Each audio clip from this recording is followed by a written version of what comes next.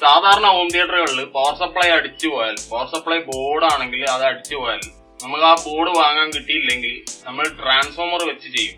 അപ്പൊ ട്രാൻസ്ഫോമർ ഉപയോഗിച്ച് നമ്മൾ പവർ സപ്ലൈ എങ്ങനെ മാറ്റി വെക്കുന്നതിനെ പറ്റിയാണ് ഇന്നത്തെ വീഡിയോ. അപ്പൊ ഇതാണ് ഹോം തിയേറ്ററിൽ ഉണ്ടായിരുന്ന smps.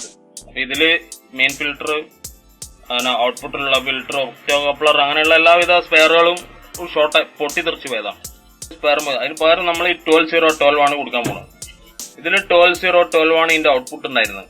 അപ്പൊ 12012 നമ്മൾ ഇതിനകത്തുനിന്ന് ഡുവൽ സപ്ലൈ ഉണ്ടാക്കിയിട്ട് അതിലേക്ക് സപ്ലൈ ചെയ്താൽ മതി. റെക്ടിഫയർ ഉണ്ടാക്കാൻ വേണ്ടി നമ്മൾ 5404 ഡയോഡാണ് ഉപയോഗിക്കുന്നത്. അപ്പൊ അത് ഉപയോഗിച്ച് സാധാരണ ഒരു ബ്രിഡ്ജ് റെക്ടിഫയർ ഉണ്ടാക്കുക.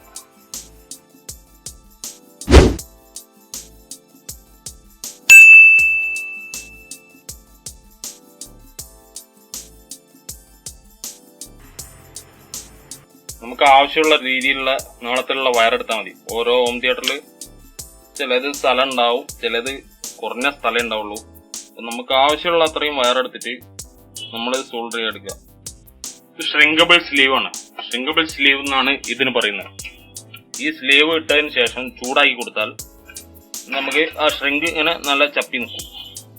പിന്നെ ഡുവൽ സപ്ലൈ നമ്മൾ സിംഗിൾ ട്രാൻസ്ഫോമർ, അതായത് 2 ടെർമിനലുള്ള ട്രാൻസ്ഫോമറിന് ഡുവൽ സപ്ലൈ ഉണ്ടാക്കുന്നത് ഞാൻ മുമ്പൊരു വീഡിയോ ചെയ്തിരുന്നു.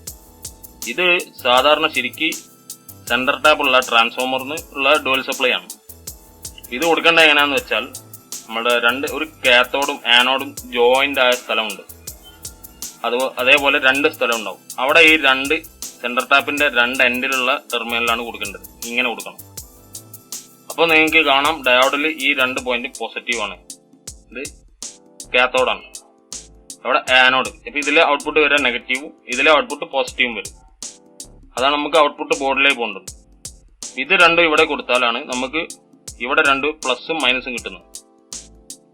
അപ്പൊ കൊടുക്കുന്ന ഭാഗം തെറ്റിപ്പോയാൽ സപ്ലൈ കറക്റ്റ് ആവില്ല.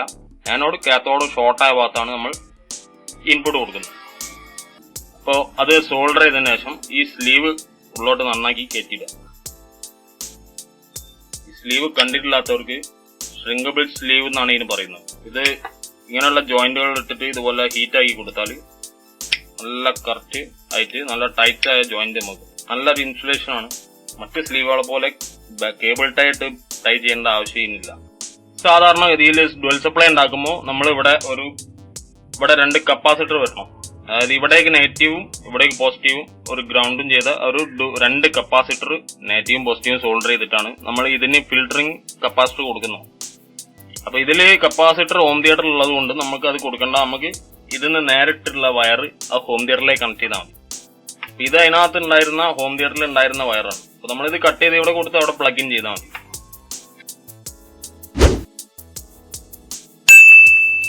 അപ്പൊ ഹോം തിയേറ്ററിനകത്ത് ഈ കണക്ടറിൽ ഇതിൽ സെന്ററിൽ എർത്താണ് വരുന്നത്. ബ്ലാക്ക് വയർ എർത്ത്, പിന്നെ റെഡ് പോസിറ്റീവും വൈറ്റ് നെഗറ്റീവും ആവും.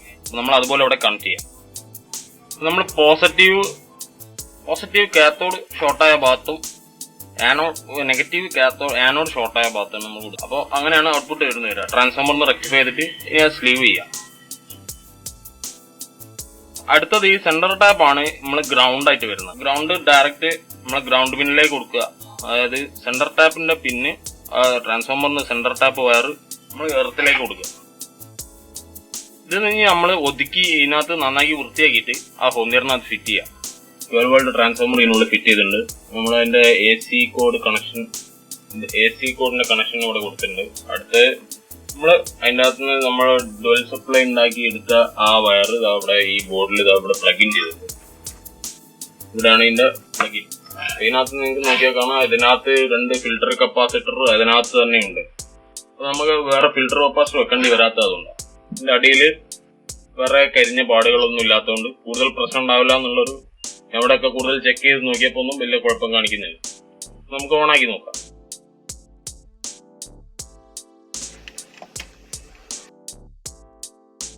ഉണ്ടോ, അത് ഓണായിട്ട് ഫങ്ഷൻസ് ഒക്കെ സാധാരണ പോലെ ഓണായിട്ട് വർക്ക് ചെയ്യുന്നു. അപ്പൊ നമുക്ക് ജസ്റ്റ് പ്ലേ ചെയ്ത് നോക്കാം. ഒരു ഓക്സ് കേബിൾ കുത്തി പ്ലേ ചെയ്ത് നോക്കാം.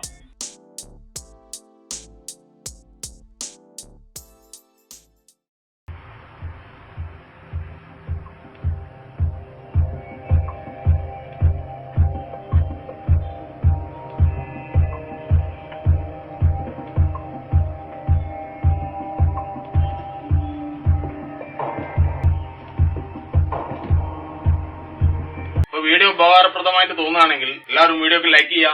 അപ്പൊ കൂടുതൽ വീഡിയോസ് കാണാൻ വേണ്ടിയിട്ട് എല്ലാവരും സബ്സ്ക്രൈബ് ചെയ്യുക. അപ്പൊ അടുത്ത വീഡിയോയിൽ കാണാം.